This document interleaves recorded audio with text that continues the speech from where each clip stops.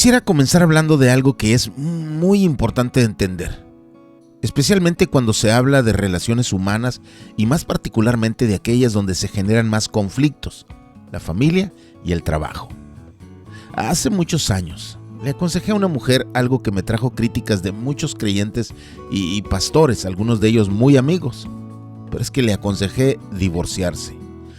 De forma clara, la Biblia estipula una cláusula de divorcio, una razón que lo permite, el adulterio. Cuando una persona es víctima de la infidelidad de su pareja, tiene el derecho bíblico de divorciarse y también tiene el derecho a perdonar y sanar la relación. Pero el problema de aquella mujer no tenía que ver con la infidelidad. Su problema es que era víctima de una violencia física aterradora, alarmante y además cotidiana. Ella había ido a su pastor para saber qué hacer y él le aconsejó seguir en la relación que tenía porque en su teología solo el adulterio permite que un matrimonio se disuelva. Me asusté al verla tan golpeada y le pedí que procediera legalmente, pero ella prefirió hacerle caso al supuestamente consejo bíblico que le había dado su pastor. El resultado de esa historia fue trágico. Muy trágico, y no puedo hablar de ello en un video público, pero esa historia trajo tragedia y lágrimas a quienes la amaban. En el video de hoy vamos a hablar de relaciones humanas, más particularmente de aquellas donde se generan los conflictos, les había dicho. Por eso entiendo necesario el hablar de esto que es muy importante de entender. En el Talmud judío, donde se registran las discusiones ancestrales acerca de la Torá, lo que nosotros llamamos el Pentateuco o los libros de la ley, que son los libros de Génesis a Deuteronomio, hay un criterio que ha sido enseñado desde la antigüedad a los judíos, que deroga la ley bíblica. Es decir, hay una condición bajo la cual se podía desobedecer cualquier mandato bíblico, o más bien casi cualquier mandato bíblico. Se le llama Pikuach Nefesh. En términos generales, se puede desobedecer cualquier mandato bíblico si con ello se salva la vida de alguien. Ello nació de una interpretación milenaria, es decir, una interpretación que han dado por milenios a Levíticos 18:4. Una interpretación en la que enseñan que el propósito de la ley es guiarnos a vivir en ella, no a morir por ella. Algo que dicen se corrobora en los profetas, como aquí en Ezequiel, donde de nuevo leemos a Dios diciendo que el que guarde los mandamientos vivirá. Ahora, no crean que le doy tanto valor al Talmud como para que dicte nuestra doctrina, pero denme un poco más de tiempo para intentar explicarles por qué creo que su interpretación es correcta. Ok, por un lado, tienen este criterio de que uno puede desobedecer si con eso se salva la vida de alguien. Pero además, tienen un criterio superior a este, es decir, uno que determina que aunque la Torá no lo pida, uno debe estar dispuesto a sacrificar su vida, nunca por suicidio, pero estar listo a entregar su vida si con ello evita participar en un acto que busque deshonrar a Dios. Ellos extraen eso de Levítico 22, que llama al pueblo a que el nombre de Dios no sea profanado. Es decir, la vida humana toma precedencia sobre cualquier mandamiento. Uno puede desobedecerlos si con ello salva la vida de alguien, pero la honra de Dios es superior a la vida humana, y entonces, aun si con ello se salvara la vida de alguien, nadie debe hacer algo que atente contra el honor de Dios. Y hay 4 cosas, dicen ellos, que atentan contra el honor de Dios. Son las que no pueden hacerse ni para salvar una vida: la blasfemia, la idolatría, la inmoralidad y el asesinato. Y a lo mejor tú dices, ¿y qué tiene que ver la inmoralidad y el asesinato con Dios? Bueno, la inmoralidad tiene que ver con que Dios nos hizo para funcionar de alguna manera y nuestra moralidad testifica de cómo Dios interactúa con su pueblo. Y el asesinato tiene que ver con que fuimos hechos a imagen de Dios y cuando atentamos contra un ser humano para quitarle la vida fuera de los contextos en que la Biblia lo permite, como en defensa propia, cuando asesinamos a alguien, estamos destruyendo a alguien en quien reside la imagen de Dios, porque el hombre fue hecho a imagen y semejanza de Dios. Así que estas 4 cosas son las que no pueden hacerse ni para salvar la vida: la blasfemia, la idolatría, la inmoralidad y el asesinato. Y cuando se le pide a alguien del pueblo de Dios hacer cualquier otra cosa que no sea una de esas 4, pero se le pide hacerla para que peque y burlarse de Dios, entonces tampoco eso se puede hacer, porque de nuevo el nombre de Dios sería profanado. Ahora, ¿por qué les dije que creo que esa interpretación pudiera ser correcta? Porque en Mateo 12 leemos esto. Cristo usó 2 argumentos y miren lo interesante. Dice, por aquel tiempo Jesús pasó por entre los sembrados en el día de reposo. Sus discípulos tuvieron hambre y empezaron a arrancar espigas y a comer. Cuando los fariseos los vieron, dijeron, mira, tus discípulos hacen lo que no es lícito hacer en el día de reposo. Vean lo que está pasando aquí. Los discípulos de Cristo están desobedeciendo la ley, están desobedeciendo el mandato divino, pero nadie tenía un problema con ello hasta que llegaron los fariseos. Los fariseos, los que creían que su vida era más íntegra que la de los demás. Pero las respuestas de Cristo van en el sentido de lo que antes les mencionaba. Les respondió con 2 argumentos, uno que parece girar en torno a la preservación de la vida y el otro alrededor de la honra de Dios. Primero les dijo, ¿no han leído lo que hizo David cuando él y sus compañeros tuvieron hambre? Es decir, ustedes espirituales y perfectos, ¿no han leído la Biblia? ¿No la conocen? ¿No saben que entró en la casa de Dios?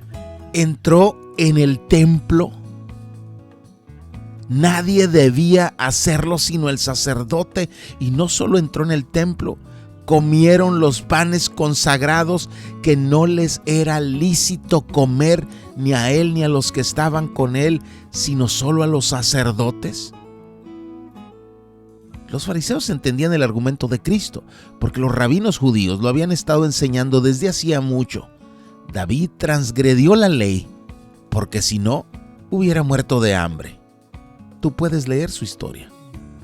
Y Mateo comienza diciendo que los discípulos de Cristo tuvieron hambre, y era tanta su hambre que se comían las espigas del trigo. Hace muchos años fui a donde estaban cosechando el trigo. Quería saber cómo se cosechaba. Lo que no sabía es que si no usaba la ropa adecuada, iba a sufrir. Me llené el cuello y la espalda, los brazos de alguates, de esas pequeñas espinas que se meten en la piel, que vienen en la espiga madura. Comer eso, sin limpiarlo, sin molerlo, sin cocinarlo, sino solo arrancarlo y llevarlo a tu boca, testifica del hambre que traían.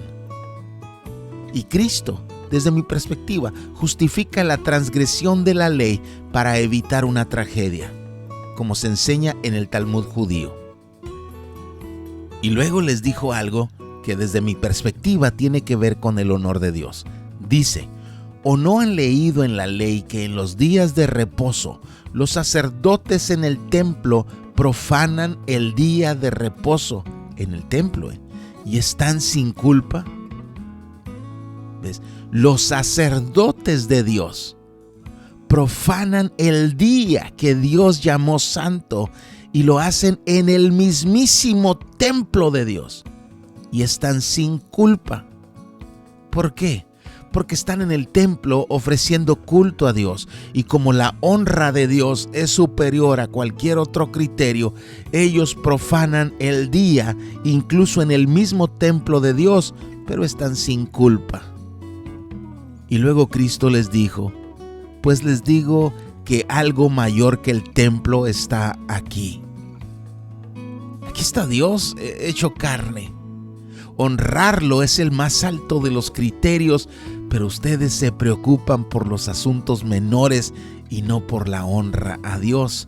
Y por eso acusan a mis discípulos que me honran, pero ellos son inocentes. ¿Ves? En Mateo 12 parece que Cristo valida esos dos criterios bajo los que se lee la ley. Uno es: puedes desobedecer la ley si con eso salvas la vida, y el otro es: pero a pesar de eso hay un criterio mayor, que debes cuidar la honra de Dios incluso si con eso sacrificas la vida. ¿Qué tiene que ver eso con Colosenses? Bueno, es que ahora viene una sección de 9 versículos donde se nos llama a cuidar nuestra interacción entre esposos, con nuestros padres, con nuestros hijos, con nuestros jefes. Pablo escribe: y todo lo que hagan de palabra o de hecho, háganlo todo en el nombre del Señor Jesús, dando gracias por medio de Él a Dios el Padre. Quiero enfatizar 2 asuntos en este versículo. Primero es la repetición del llamado a cuidar que todo lo que hagamos sea en nombre de nuestro Señor. Que en todo lo que hagamos recordemos que representamos a Cristo y que invocamos a Cristo con nuestra vida. Esos son los 2 sentidos en los que se usa esa frase de en el nombre de. Es algo en representación de alguien más o invocando el nombre y la autoridad de alguien. Por eso Pablo nos enseñó que todo lo que hagamos sea para la gloria de Dios, que en todo lo que hagamos Dios sea glorificado. Y no siempre es glorificado con nuestro testimonio. Le debemos a Dios la honra debida a su nombre. Pero hay otra cosa que quiero enfatizar aquí. 2 términos: en logo e en ergo. El primero significa mucho más que lo que decimos. Es un término tan profundo que Juan lo usó 4 veces para referirse a Cristo. Se refiere a razonar algo y luego expresarlo. En un solo término griego se implican 2 verbos, 2 acciones. Una que es meditar y otra que es expresar lo que meditamos. Pablo no solo le está pidiendo a los de Colosas que cuiden su rema, en griego, su hablar. Les está pidiendo que cuiden su logos, que tanto su mente al razonar y luego con su boca al expresarlo, todo sea en nombre de Cristo. Y el segundo término es ergo, esfuerzo, trabajo. Entonces lo que Pablo nos llama a hacer es cuidar aquello a lo que prestamos nuestra mente, a lo que prestamos nuestra boca y a lo que prestamos nuestras energías. Y que en todo eso Cristo sea el filtro, que Cristo sea la razón. Y es que para lo que sigue, si no entendemos eso, perderemos de vista que cuando nos llama a portarnos de determinada manera como esposos, o como hijos, o como padres, o como trabajadores, sería muy fácil medir todo eso desde nuestros gustos, desde nuestras emociones, desde nuestros anhelos, desde nuestras heridas. Pero Pablo comienza recordándonos que no se trata de nosotros, que debemos interactuar en todas esas relaciones personales desde el honor a Cristo, hacerlo en el nombre de Cristo, que no debemos ir buscando lo nuestro, sino lo de Cristo, porque en todas estas cosas, en el matrimonio, en la relación padres-hijos, en la relación amo-siervo, en todo eso testificamos de la relación de Dios con su pueblo. Y luego, un versículo de esos que ofenden a un sector de nuestra sociedad moderna porque lo leen desde un mal ángulo. Mujeres, estén sujetas a sus maridos como conviene en el Señor. El término que se tradujo conviene es más bien uno que significa como es propio en el Señor. Mujeres, sujétense a sus maridos como es propio en el Señor. Para ampliar más la idea del apóstol, recordemos lo que enseñó a los de Éfeso, una ciudad cercana a Colosas. Les dijo: las mujeres estén sometidas a sus propios maridos como al Señor, porque el marido es cabeza de la mujer, así como Cristo es cabeza de la iglesia, siendo Él mismo el Salvador del cuerpo. Pero así como la iglesia está sujeta a Cristo, también las mujeres deben estarlo a sus maridos en todo. ¿Qué significa? Bueno, primero, de entrada, que no es el hombre el que somete a la mujer, es ella la que cede y ocupa ese lugar porque está consciente que eso testifica de la relación entre Dios y su pueblo. No significa que se convierta en un adorno de la casa, y mucho menos en la iglesia. Si lees Proverbios o todo el Antiguo Testamento, verás que la mujer descrita ahí es una guerrera, es comerciante, es cocinera, es profesora, es consejera, es líder, es ejemplo. Y si lees los escritos apostólicos, la verás profetizando como diaconisa, como anciana, es decir, presbítera en la iglesia. La verás enseñando a sus hijos, la verás proveyendo, la verás testificando, la verás en papeles maravillosos, pero en el hogar ella sabe que representa al pueblo de Dios y entonces se somete. No es que se quede callada. Dios no pidió al pueblo que se calle y que solo acepte su designio.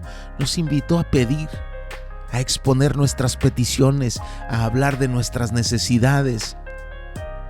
No es aquello de calladita te ves más bonita, no. Una mujer cristiana no se calla porque tiene a quien aconsejar, tiene a quien animar, tiene a quien testificar, tiene a quien ayudar. En la Biblia, la mujer de Dios habla para enseñar a los hijos, habla para dar su opinión, habla para aconsejar, habla para salvar el hogar de una tragedia, habla para hacer ayuda de su esposo, que no es un término derogatorio, porque así como la Biblia habla de la mujer como ayuda del varón, la Biblia usa el mismo término para Dios ayudando a su pueblo. Ayudar no es un asunto de jerarquías, sino de aportar un consejo, una palabra, un abrazo, un exhorto. Y luego el apóstol voltea con los hombres y les dice: maridos, amen a sus mujeres y no sean ásperos con ellas. Primero, un llamado a amarlas. Y en griego se usa el término para amor ágape, porque no es un amor romántico, voluble, superfluo, pasajero. Es un amor que llega al sacrificio. Se explica más ampliamente si de nuevo leemos lo que Pablo dice a los varones de Éfeso. Les dice: maridos, amen a sus mujeres así como Cristo amó a la iglesia.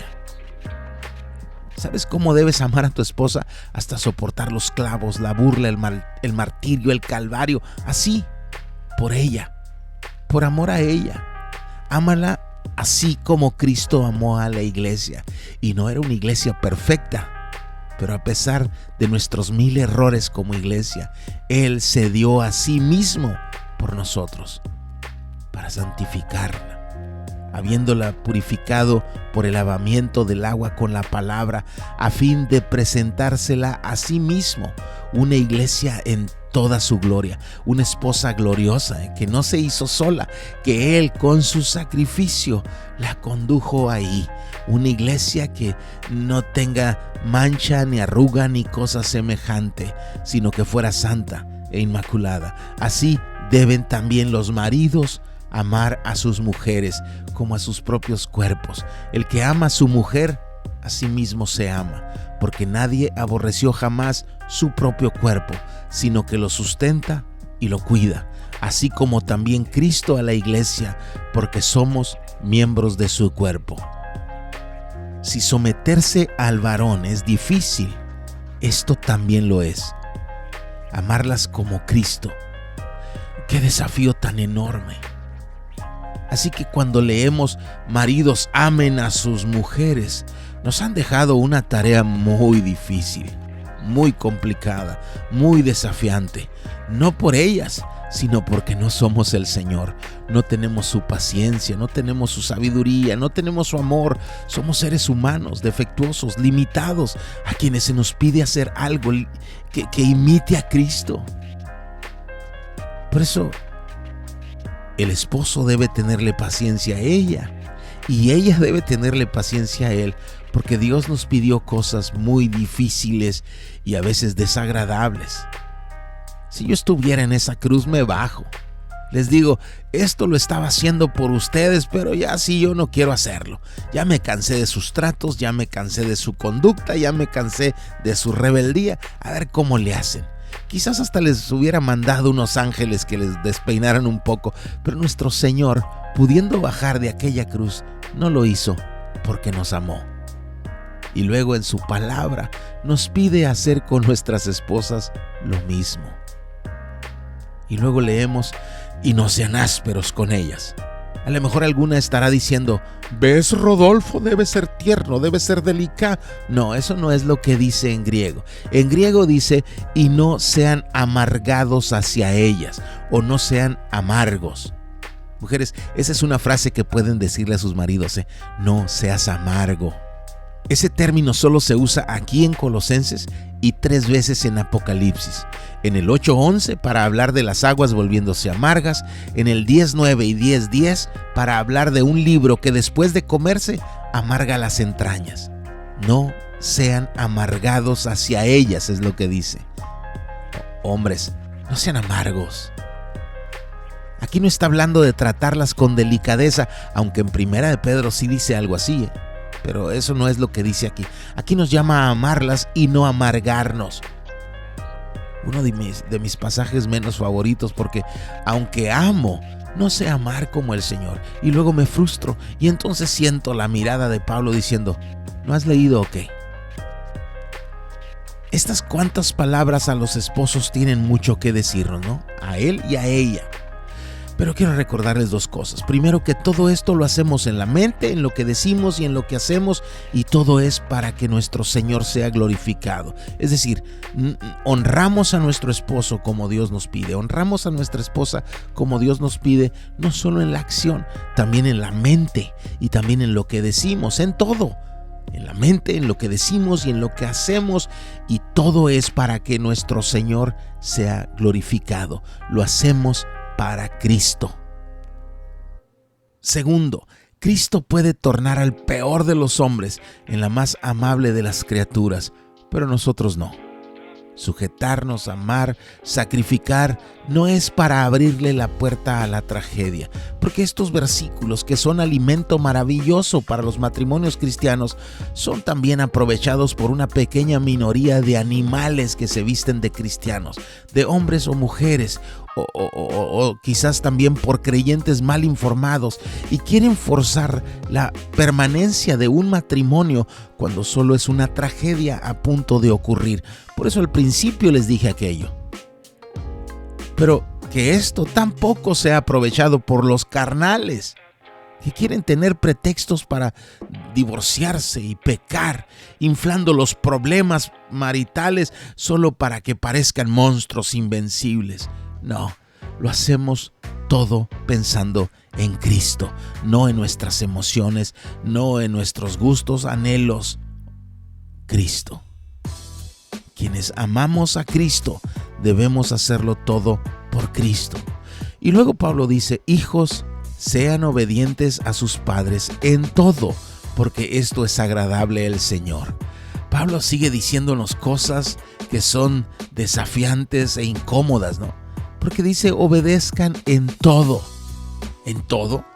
No solo cuando creemos que están en lo correcto, no solo cuando nos agrada lo que dicen, no, la Biblia lo dice con claridad, hijos, obedezcan en todo.